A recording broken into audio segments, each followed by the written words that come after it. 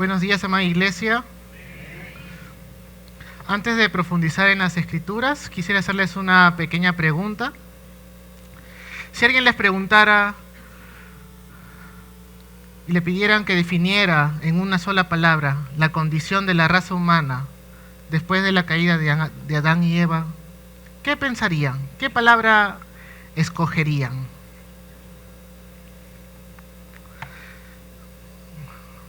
De todas las palabras que pudiéramos escoger o elegir, hay un término que resalta bastante, y yo escogí la palabra esclavitud.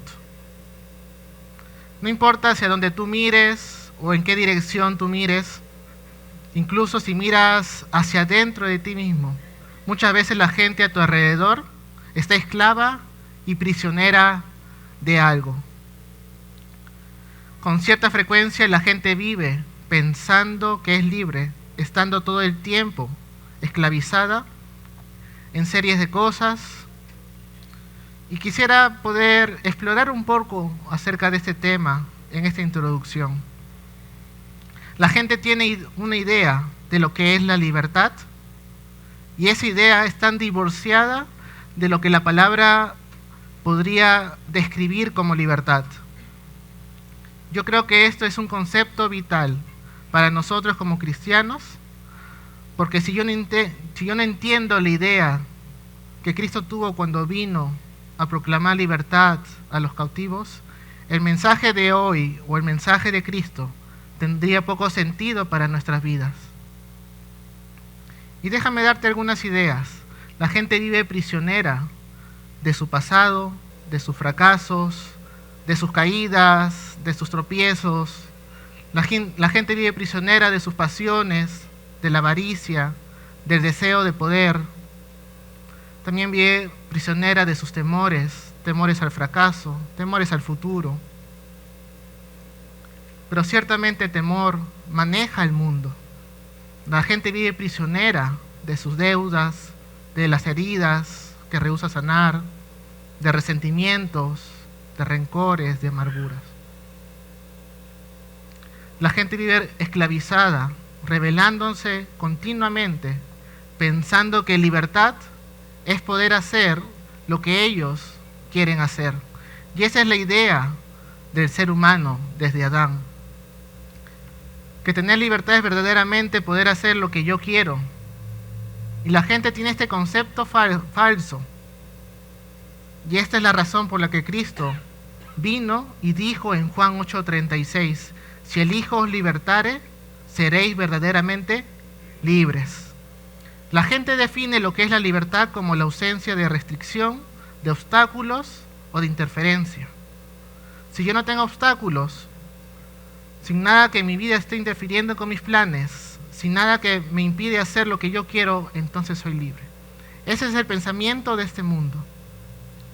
Pero la realidad es que cuando yo vengo a Cristo, yo tengo que ver la libertad a la luz de la cruz. Como se supone que tengo que ver todas las cosas y cada área de mi vida.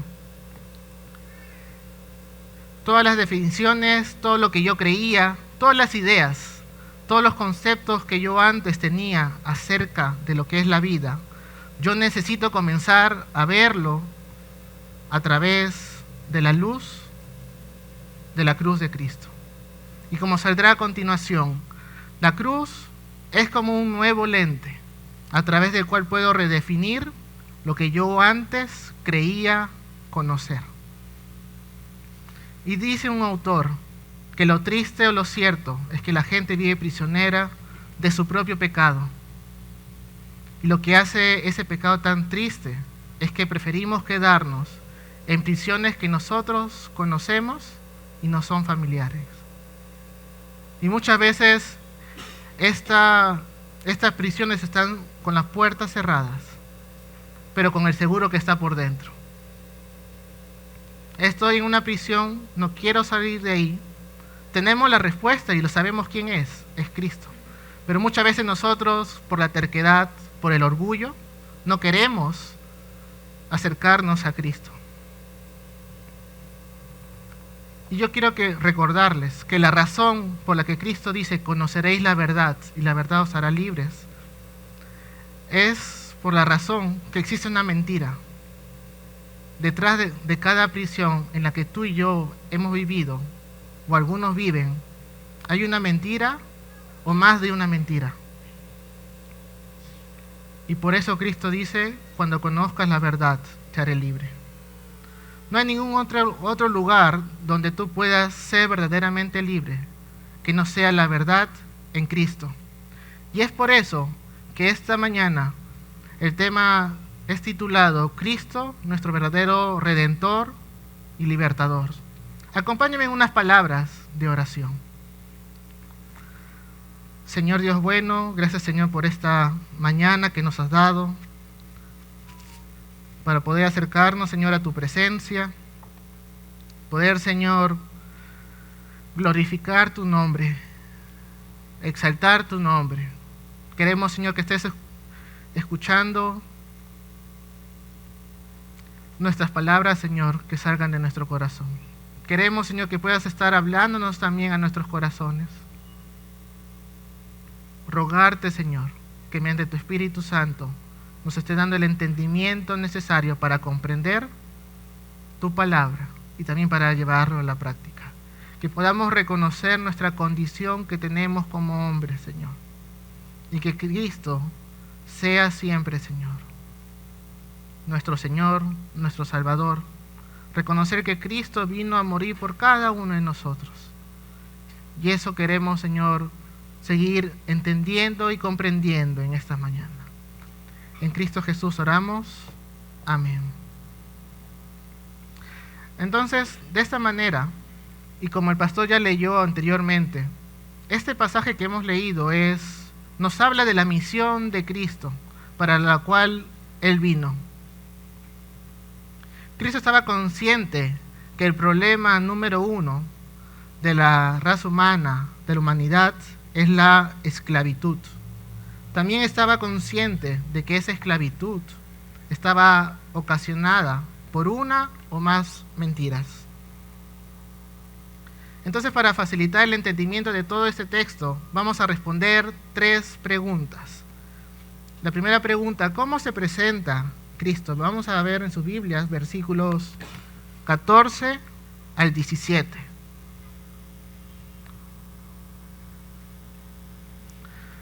Para presentar a Cristo en este momento, quiero que nos coloquemos en el lugar o en el contexto, en el momento histórico. Luego de ese encuentro con la samaritana, Jesús viene del sur hacia Galilea. Y cuando llega a Galilea, guiado por el poder del Espíritu Santo, es lo importante que necesitamos reconocer. Cuando dice que Él vino en el poder del Espíritu Santo, nos lleva a recordar las palabras del apóstol Pablo en Romanos 8:14, que dice, porque todos los que son guiados por el Espíritu de Dios, estos son hijos de Dios. Ya hay una diferencia clara entre la manera como el Espíritu guió a Cristo y la manera como nos guía a nosotros. Y esto no radica en el Espíritu, sino en mí. ¿Eso qué quiere decir? Que nosotros muchas veces presentamos cierta oposición al Espíritu Santo, pero en Cristo nunca hubo esta oposición. Él fue obediente de forma absoluta. Y Gálatas 5:17 nos recuerda que los deseos de la carne se oponen al Espíritu. Pero nosotros reconocemos en esta parte que los deseos de la carne de Cristo no se opusieron al Espíritu, sino que Él fue obediente en todo a la voluntad de Dios. Pero tú puedes ver en estos pasajes que ciertamente todos los hijos de Dios son guiados por el Espíritu. Y sabemos también que Jesús, cuando llega a Galilea, Él había estado ministrando en otras provincias, en otros lugares, haciendo algunos milagros. Y por esa razón Lucas menciona, se difundió su fama por toda la tierra de alrededor. Jesús ya llega con ciertas credenciales de maestro, Y esa es la razón por la que quizás le hayan entregado este rollo del profeta Isaías, para que él pudiera leer y exponer. Entonces, si nosotros continuamos leyendo el versículo 15, que dice, y enseñaba en las sinagogas de ellos, y era glorificado por todos. O sea, Cristo ya tenía la costumbre de enseñar, y en cierta forma era reconocido su forma, su manera, y dice, siendo alabado por todos, o glorificado por todos. Algunas traducciones lo toman esto como, él era admirado por todos. Todos hablaban bien de él. Si nosotros seguimos versículo 17, dice, y se le dio del profeta Isaías, el libro del profeta Isaías, y habiendo abierto el libro, halló el lugar donde estaba escrito. O sea, él ya tenía la autoridad, le entregaron este rollo, pero de alguna forma fue guiado por el Espíritu Santo a abrir en un texto especial. Nosotros sabemos hoy en día que el libro de Isaías cae por completo en un rollo, y lo descubrieron en el Mar Muerto. Antiguamente no estaba dividido por capítulos. No era fácil ir directamente al capítulo 61. Si vemos que es todo un rollo, tendrían que abrirlo expresamente para llegar hasta el 61. Pero es interesante que el Espíritu Santo lo guía para exponer este pasaje. Tenía una intención, tenía un propósito. Y de alguna forma quería presentar a Cristo y quería reconocer, y por algo también menciona en el poder del Espíritu Santo, porque cada palabra, cada predicación que Cristo hacía estaba revestido del poder del Espíritu Santo. Pero ahora queremos saber cuál es ese mensaje que Cristo iba a decir. Versículos 18 al 21. Miren lo que dice versículos 18 y 19 primeramente. El Espíritu del Señor está sobre mí, por cuanto me ha ungido para dar buenas a los pobres. Me ha enviado a sanar a los quebrantados de corazón, a pregonar libertad a los cautivos y vista a los ciegos, a poner en libertad a los oprimidos, a predicar el año agradable del Señor. Jesús estaba leyendo este texto, enfatizando la acción del Espíritu Santo sobre su vida, lo que implicaba que el Espíritu Santo era la fuerza quien lo impulsaba, era también el viento que lo llevaba, y de esa manera estaba diciendo que el Espíritu Santo lo había traído a esa sinagoga, a ese lugar, y lo había dirigido a ese texto en específico. Y continúa diciendo, el Espíritu del Señor está sobre mí por cuanto me ha ungido. O sea, lo había ungido con un propósito en específico. ¿Y cuál es ese propósito? Y Cristo lo define de esta manera: para dar buenas nuevas a los pobres. Y esta es la frase principal, donde otras frases van a derivar de ellas. Por ejemplo, pregonar libertad a los cautivos y vista a los ciegos, a poner en libertad a los oprimidos, a predicar el año agradable del Señor. Entonces, de esta forma, Cristo estaba definiendo la proclamación de su mensaje. Y él también estaba definiendo la audiencia que iba a recibir todo esto.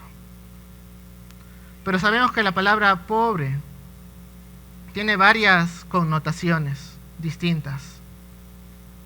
Algunos lo refieren como los que menos tienen, lo que la sociedad muchas veces desprecia, también aquellos que son abusados por los que más tienen. Pero frecuentemente estos son más abiertos al Evangelio que muchos de nosotros. De manera que la connotación va más allá de la pobreza material. Y como saldrá a continuación, la mayor pobreza de la raza humana no es la material, sino la espiritual. Sin embargo, la pobreza que el hombre trata de corregir con mayor pasión, con mayor frecuencia, no es la espiritual, es la material, cuando en realidad su mayor pobreza es la espiritual.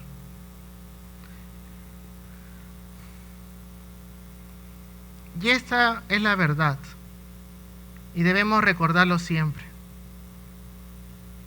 que para entrar al reino de los cielos, la persona necesita reconocer su pobreza espiritual, necesita reconocer su ausencia de méritos, necesita reconocer esa bancarrota moral en la que vive, y también necesita entender que su deuda está por encima de lo que haya podido acumular y que él no puede pagarlo. La buena noticia es que Cristo precisamente vino por este tipo de personas, que entienden que sus obras son insuficientes. Y este día Jesús estaba proclamando eso, estaba enseñando eso.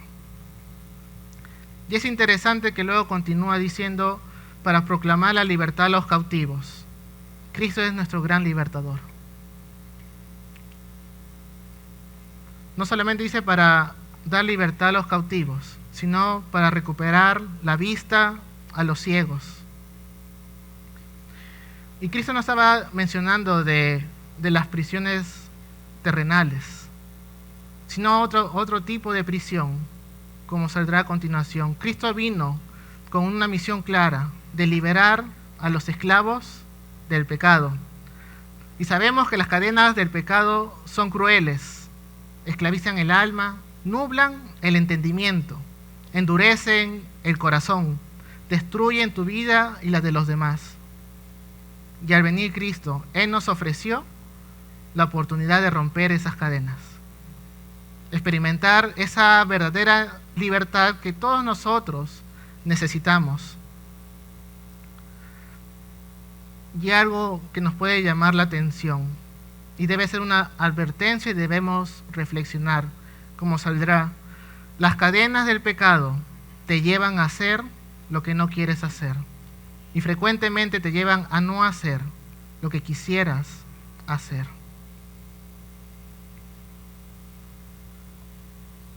Entonces estas cadenas del alma, del pecado, te permiten disfrutar las pasiones, pero cada día van llenando tu hombre interior de amargura.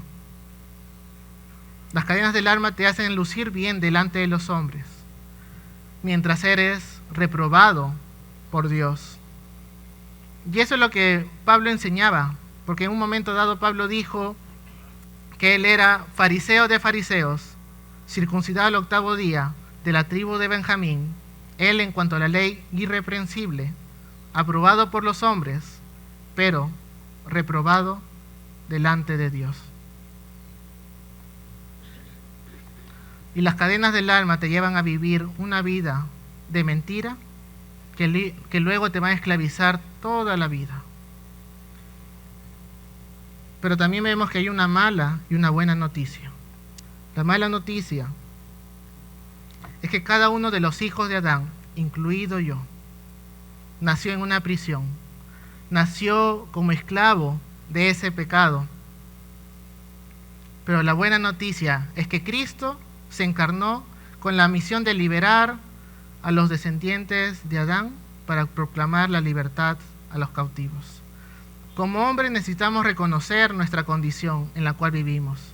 Y Cristo quiere que nosotros podamos entender ello, entender estos conceptos de la libertad y también de la esclavitud que tenemos en el pecado. Y quiero mencionarles lo siguiente. ¿Cómo funciona el pecado? El pecado muchas veces nos oculta, nos miente, minimiza las cosas. El pecado distorsiona y niega. También justifica mis peores acciones. Muchas veces puede cambiar la realidad de las cosas. El pecado me autodestruye y me hace pensar que estoy disfrutando lo que en realidad es mi propia autodestrucción. La manera en cómo el pecado actúa es haciéndonos sentir bien hasta que de alguna forma tenemos la soga en el cuello. Entonces me deja ver y sentir lo que me había ocultado. Recién muestra la condición en la que estamos. Y de ese cautiverio Cristo vino a sacarnos, a liberarnos. Como dice Philip Ryken en su libro, en su comentario de Lucas, el pecado es la causa más frecuente de ceguera a nivel mundial. Nos ciega hacia las Escrituras. No vemos la verdad de la palabra de Dios. Nos ciega hacia el pecado mismo. No vemos nuestra necesidad del perdón. Nos ciega hacia nuestro Salvador. No vemos la salvación de Cristo, que Cristo tiene que ofrecer.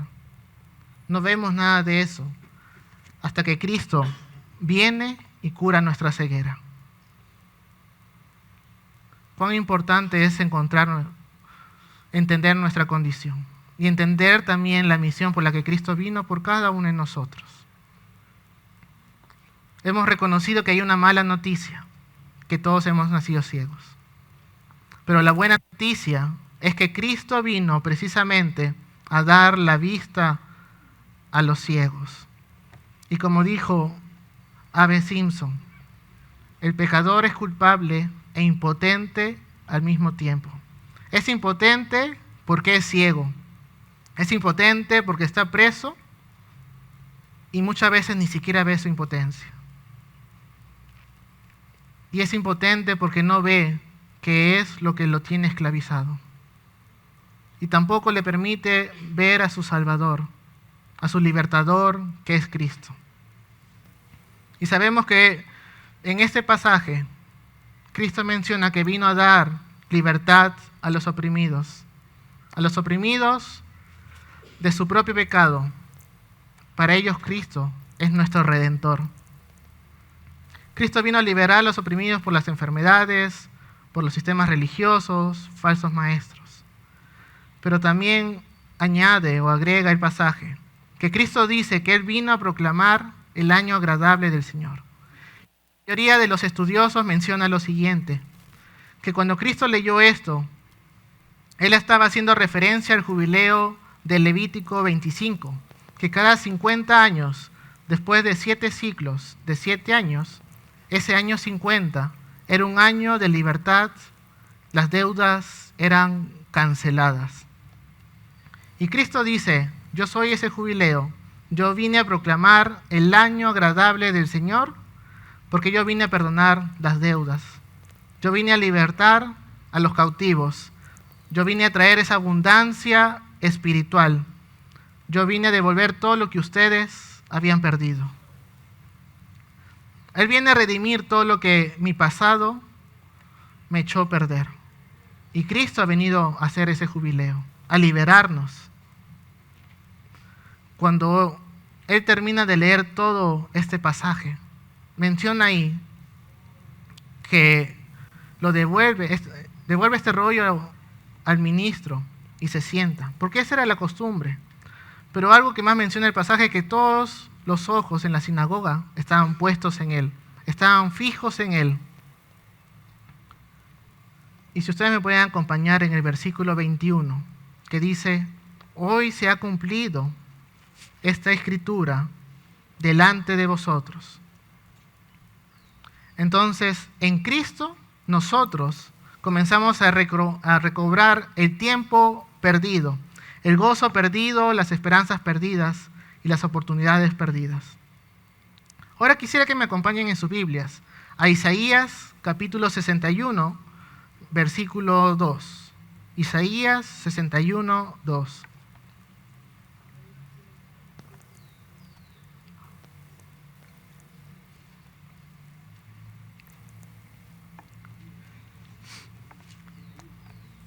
Isaías capítulo 61, versículo 2.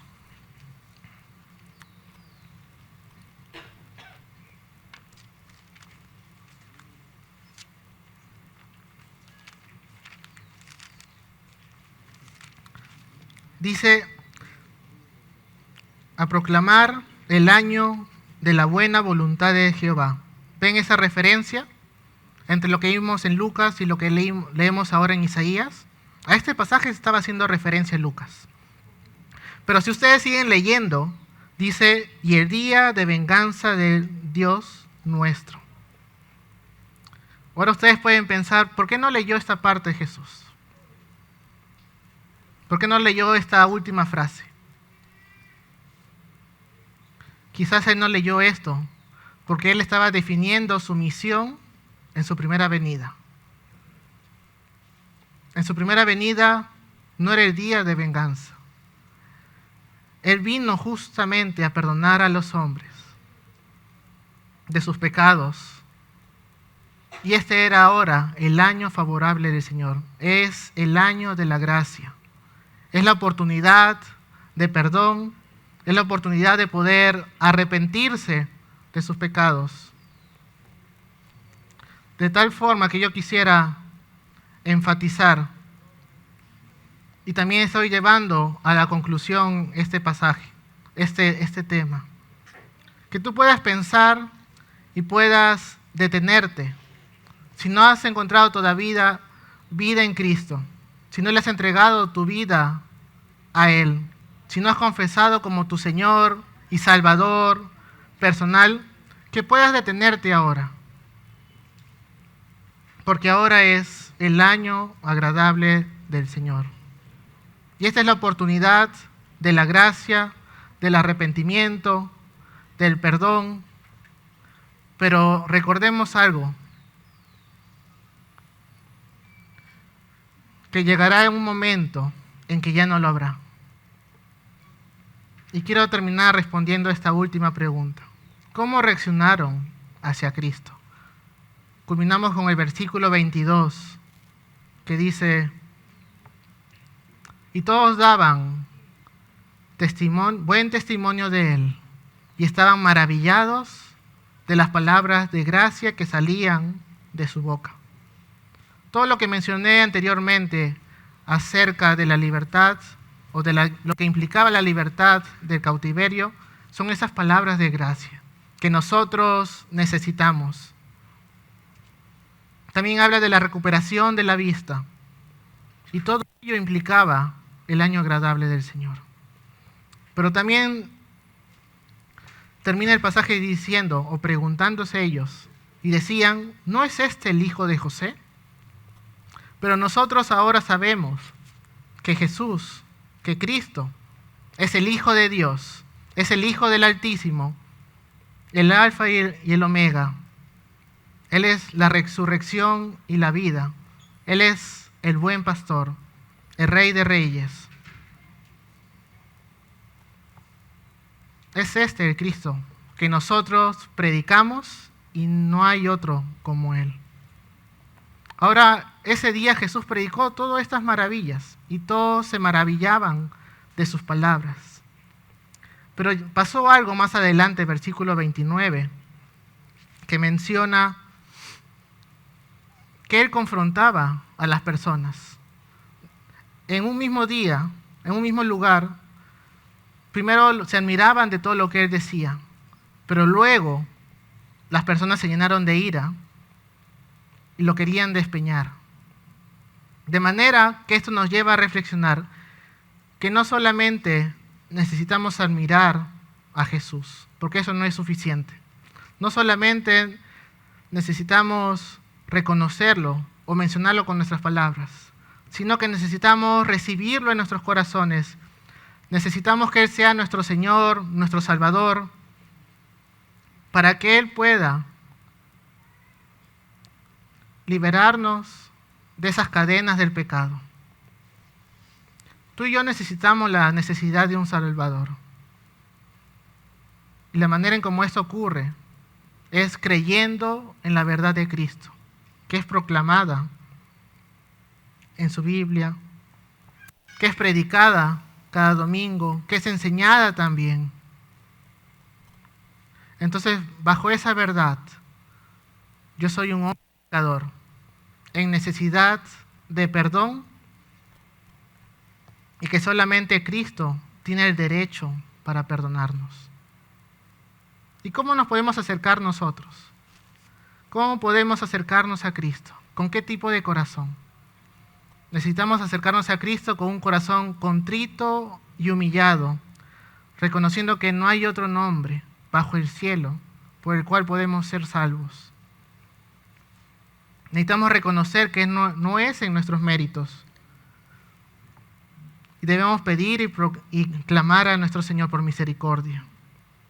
Misericordia para perdonarnos todos y cada uno de nuestros pecados, para redimir nuestro pasado por completo, para comenzar a hacernos a su imagen, y con eso entonces necesitamos reconocerlo como nuestro Señor y Salvador. Quizás este sea un mensaje que necesitamos abrazar para perdón de pecados y salvación. Y si eres creyente y te encuentras que de alguna manera perdiste o te perdiste en el camino y volviste a comprar estas mentiras, quizás te llevaron a prisiones con puertas cerradas y seguros por dentro, que tú puedas entender en esta mañana que volviendo a tu libertador, igualmente con esa actitud de perdón, que puedas confesarte delante de Él y arrepentirte para recibir su perdón, para que puedas disfrutar de esa libertad que Él compró a costo de su sangre, de su muerte en la cruz. Y quiero terminar con esto y saldrá a continuación. Porque al que el Hijo del Hombre, al que el Hijo de Dios hace libre, es verdaderamente libre. Necesitamos confiar en lo que Jesús dijo y en lo que Jesús hizo también. Si Cristo nos hizo libres, es porque verdaderamente somos libres por Cristo, por todo lo que Él hizo en la cruz. Y cada día como cristianos necesitamos recordarlos, porque podemos olvidarnos fácilmente. Terminemos con unas palabras de oración. Señor Dios bueno, gracias Señor por tu misericordia derramada en cada uno de nosotros cada día. Gracias Señor porque vemos tu gracia, vemos tu perdón Señor. Queremos Señor que en esta mañana pueda Señor tocar los corazones de cada una de las personas, que puedan reconocer si han estado en pecado, que puedan confesarlo delante de ti Señor, que puedan ponerse a tus pies, puedan rendir cada uno de las áreas de su vida, Señor. Que reconozcan que Cristo es su único Salvador y Señor. Ayúdanos también, Señor, a perseverar en el camino de la fe. A que siempre pongamos nuestra mirada en la cruz de Cristo.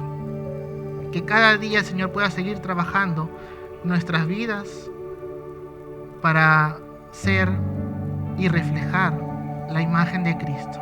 Que podamos ser de testimonio para el mundo y puedan conocer que Cristo es nuestro Redentor y nuestro verdadero libertador. En Cristo Jesús oramos. Amén.